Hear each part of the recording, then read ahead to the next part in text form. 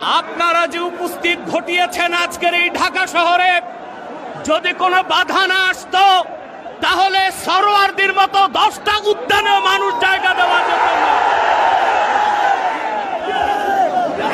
আমি সুস্পষ্টভাবে বাংলাদেশের বর্তমান সরকারকে দাবি জানাচ্ছি, কোনো পরোয়া করবেন না, ময়দান আমাদের হাতে। কথা বলতে দেন। সম্মানিত, আমরা যা বলছি সত্য এবং ন্যায়ের মানদণ্ডে বলছি। প্রশাসনকে ভয় করার কোনো দরকার নাই আমাদের। বাংলাদেশ সরকারকে রাষ্ট্রীয়ভাবে জাতিসংঘের কাছে প্রতিবেদন করতে বলছি। 57টি মুসলিম রাষ্ট্র থেকে বাইতুল মুকাদ্দাসের ইজ্জত রক্ষায় মুসলিম সেনাবাহিনীর সদস্যদেরকে পাঠাতে হবে।